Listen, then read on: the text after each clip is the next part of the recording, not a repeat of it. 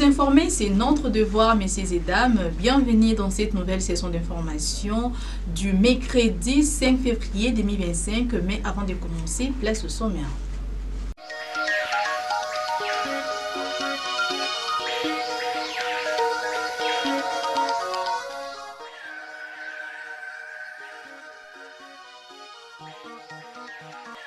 Messe d'échange de vœux avec les travailleurs du diocèse résidant à Boma ce jeudi 6 février 2025 dans la grande salle de l'évêché.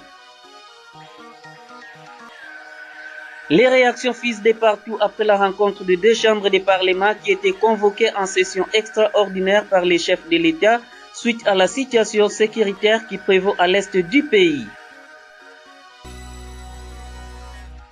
Une fois de plus, messieurs et dames, bienvenue. Débutons ce journal par ces chapitres. Monseigneur José-Claude Bimbimbamba préside le jeudi 6 février 2025 la messe d'échange de vœux avec tous les travailleurs du diocèse résidant à Boma. La grande salle de l'évêché de Boma servira le cadre à cette activité. Quelles sont les dispositions qui sont prises pour la réussite de cette activité religieuse? Le procureur du diocèse, l'abbé Albert Pambou, répond. Déjà aujourd'hui, à la veille de l'événement, l'économie diocésain, par le biais du chef du personnel, est déjà en activité. Les achats s'effectuent déjà par rapport à tout ce qui va se passer demain, pour que demain, à partir de 16h, comme prévu dans le calendrier épiscopal, nous puissions nous retrouver dans la grande salle de l'évêché. Tous les travailleurs œuvrant au niveau du diocèse de Boma et résidant dans Boma, dans la grande salle de l'évêché, il y aura la messe en un premier temps et puis il y aura échange de vœux. La joie sera partagée autour de notre père évêque, de l'économe et tous ses collaborateurs, ensemble avec tous les travailleurs pour que nous puissions partager les moments de joie. Nous puissions en même temps partager des difficultés rencontrées durant l'année écoulée et en même temps projeter l'avenir, demander les grâces nécessaires pour que cette nouvelle année soit pour nous et nous tous une année de grâce, de réussite, mais aussi une année où nous devons faire mieux par rapport à l'année écoulée. Nous demandons à ce que la présence de tout le monde soit effective parce que c'est tout le monde qui est invité et nous souhaitons qu'ils arrivent en même temps à temps pour que le respect de l'heure soit de rigueur parce que l'évêque lui-même sera là. Donc nous n'aimerons pas que les gens arrivent vraiment en retard. Il faut que nous soyons tous à temps et que nous puissions commencer au même moment que tout le monde. Martin Fayoulou Madidi, président de l'ECD, a reçu dans son cabinet de travail la délégation de la CENCO. Question de poursuivre les consultations pour un processus de paix à l'est du pays. Suivez.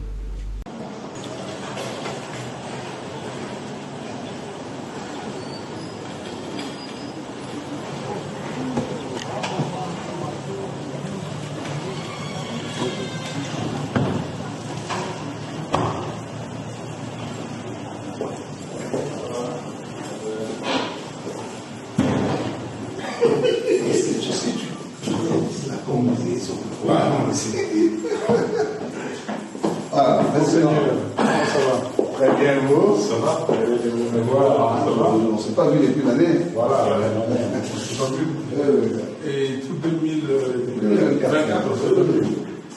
Nous sommes là dans le cadre des consultations qui ont été déjà annoncées depuis hier.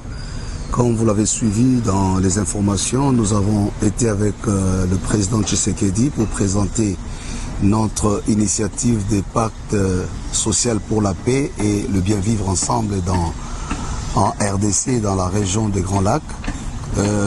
Il était question, après cet entretien, de voir les acteurs clés de notre pays. Et c'est ce qui nous a amené aujourd'hui chez le président Martin Fayoulou pour discuter avec lui, pour présenter également l'initiative. Et les entretiens se sont très bien passés. Il a accueilli avec intérêt. Il a fait des observations des fonds et des contributions. Et donc nous sommes sortis ici avec un consensus clair sur l'intérêt qu'il y a à construire la cohésion nationale. Comme vous le savez, qu'il a pendant très longtemps lui-même aussi contribué et lutté pour que nous arrivions à cette cohésion nationale. Nous disons gloire à Dieu, donc nous continuons notre périple. Le plus important, c'est que nous nous préparons pour le grand forum qui s'annonce, où les Congolais vont s'asseoir comme des hommes intelligents qui peuvent être en mesure de réinventer leur avenir commun par des mécanismes qui leur sont propres.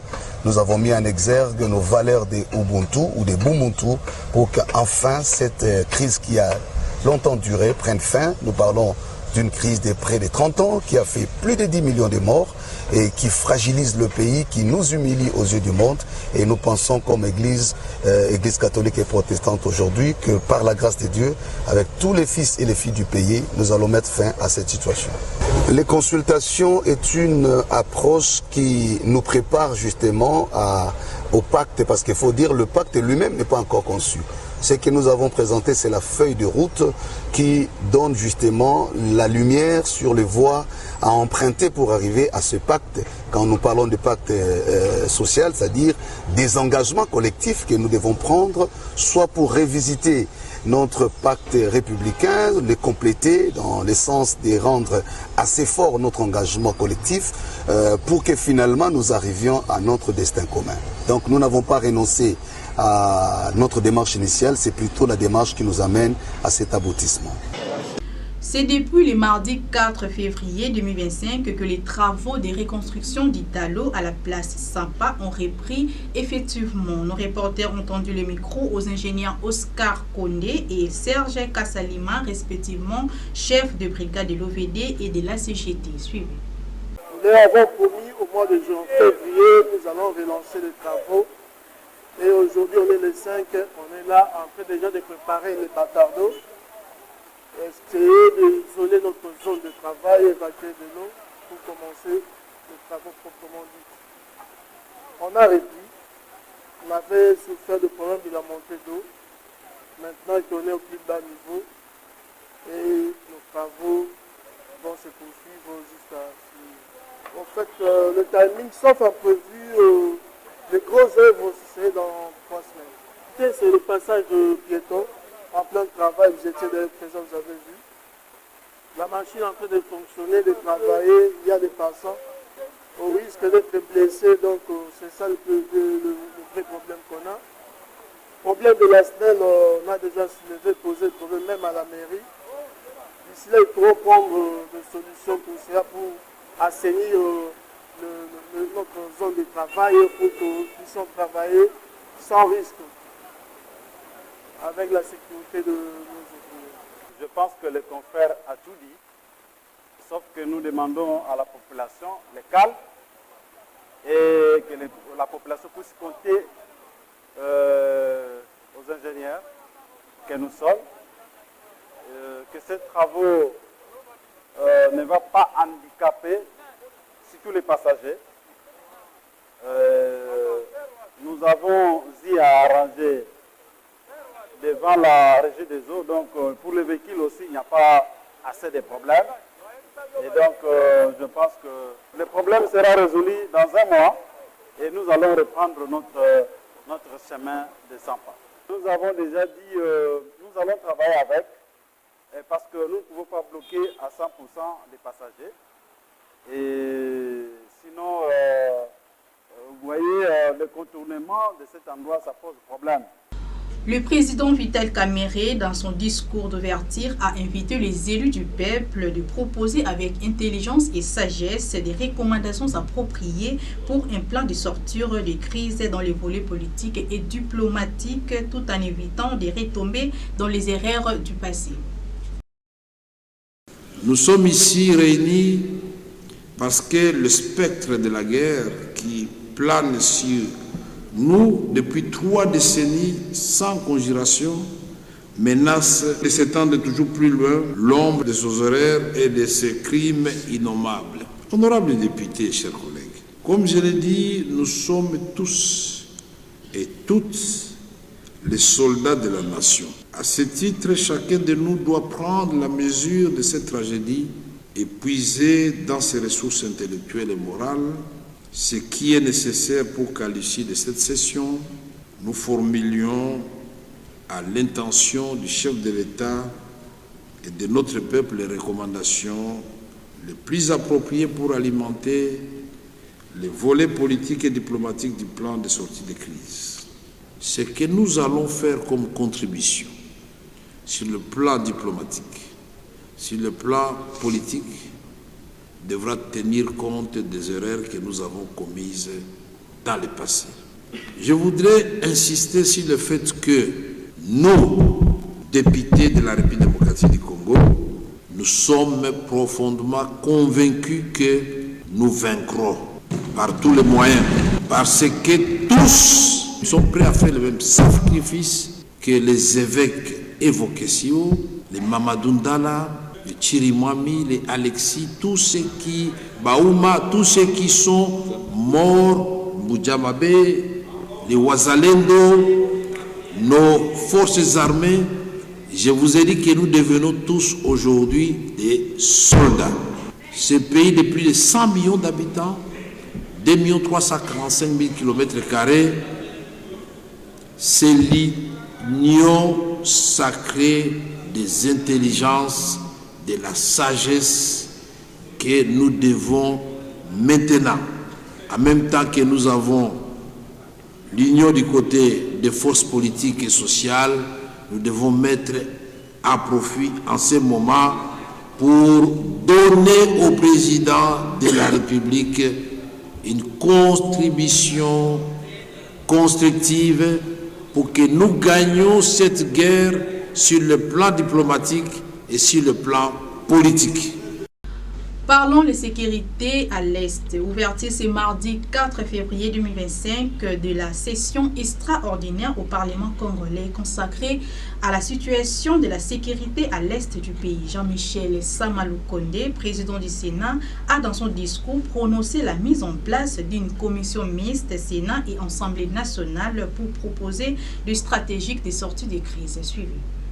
Honorables sénatrices, honorables sénateurs et chers collègues, nous avons tous suivi l'appel à la mobilisation générale, la résilience et la résistance ainsi que l'unité lancée par son Excellence Monsieur le Président de la République et chef de l'État, commandant suprême des forces armées de la République démocratique du Congo et de la police nationale congolaise. Cet appel lancé à la nation tout entière, particulièrement nos jeunes, s'adresse également au Parlement. Raison pour laquelle la présente session extraordinaire est convoquée avec son ordre du jour de deux points. Premièrement, la situation sécuritaire à l'Est de la République démocratique du Congo, stratégie diplomatique et politique de sortie de crise. Deuxièmement, présentation de deux juges de la Cour constitutionnelle. À cet égard, je vous engage, honorables sénatrices et sénateurs, chers collègues, à ne ménager aucun effort, chacun ceux qui le concernent, pour que nos travaux puissent réellement contribuer aux stratégies de sortie de crise. Nous tous, collectivement comme nation, et chacun de nous, de manière singulière, quelle que soit sa province ou son bord politique, est affecté dans son corps et dans son âme par cette situation sécuritaire aggravée et ses conséquences funestes. À cet égard, une commission mixte, Assemblée nationale, Sénat, sera mise sur pied. Du côté du Sénat, elle comprend les membres des commissions défense et sécurité, relations extérieures et socio-culturelles, ainsi que genre et famille. Et cette commission fera rapport respectivement aux assemblées plénières des deux chambres. Il est attendu que tout sénateur qui le désire pourra prendre part aux travaux de cette commission. Sur demande du président de la République, Félix-Antoine Tshisekedi, les deux chambres du Parlement ont été convoquées en session extraordinaire le mardi 4 février 2025 pour réfléchir sur la situation sécuritaire qui prévaut à l'est du pays. Sur ce, nous vous proposons de suivre Maître Meker Touadi, un analyste politique qui n'a pas manqué de donner son point de vue quant à ça. C'est vrai que les honorables députés, sénateurs sont en vacances parlementaires. Mais vu la situation de guerre que traverse le pays, c'est tout à fait normal qu'une session extraordinaire soit convoquée pour que les élus du peuple puissent statuer sur la question. C'est vrai que nombreux attendaient peut-être qu'il y ait déclaration de guerre à travers la convocation de la session extraordinaire, ce qui n'est pas le cas. Et je comprends ces compatriotes qui veulent voir une réponse militaire appropriée par rapport aux atrocités de l'Est. Mais je crois que si les autorités du pays, et elles qui gèrent l'armée, n'arrivent pas encore à prendre une telle décision, nous ne pouvons qu'être patients. Nous osons croire qu'il faut qu'il y ait solution et non faire les choses à la précipitation qui risque encore de sombrer le pays. Et nous avons suivi le président de l'Assemblée nationale, Vital Kamerhe, qui annonce les dialogues. Et là aussi, ça suscite quand même quelques interrogations. On va dialoguer avec qui et pourquoi?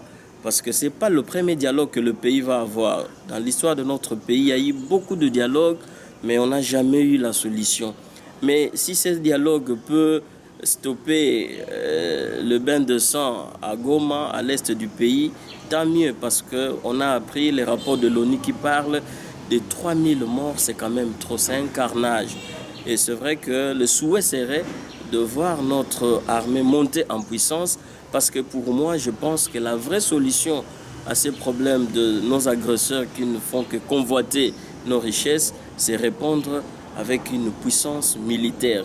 Mais si jusque-là la RDC n'arrive pas à imposer cette puissance militaire, vaut mieux dialoguer, ne serait-ce que pour calmer la tuerie à l'est du pays. Mais ce dialogue, nous ne voulons plus voir ces rebelles occupés de postes après, et ça fait très mal aux Congolais, de gens qui tuent, et par après, ils doivent encore occuper de postes importants au sein des institutions du pays ou au sein de l'armée. Bouclons ce journal par ces chapitres, la rupture des réseaux sociaux X et TikTok en RDC. Depuis quelques jours, ne laisse pas les Congolais sans voix. Le cas de Maître Loulou Dilou, juriste de son État, craint que nous retombons sur les mêmes erreurs du régime passé. Depuis Paris, il a réagi. Suivez. J'ai compris la question. Je voudrais vous répondre ainsi.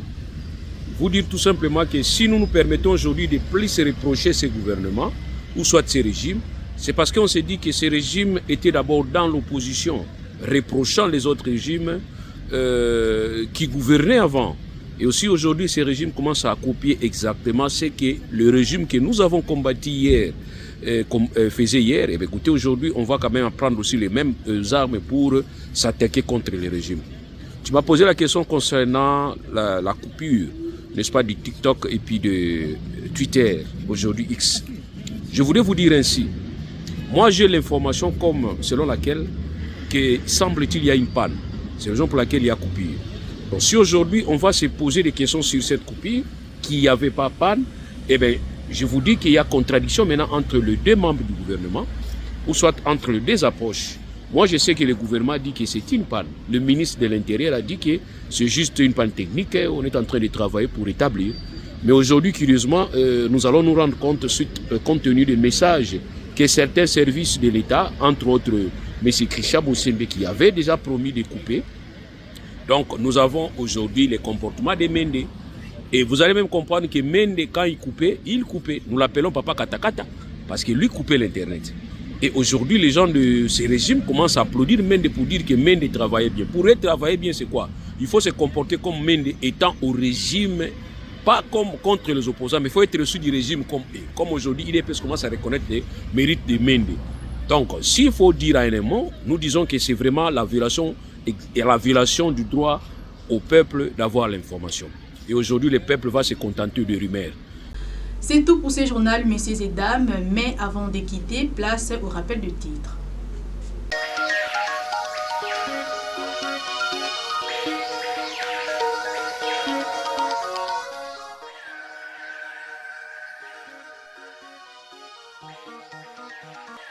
Messe d'échange de vœux avec les travailleurs du diocèse résidant à Boma ce jeudi 6 février 2025 dans la grande salle de l'évêché.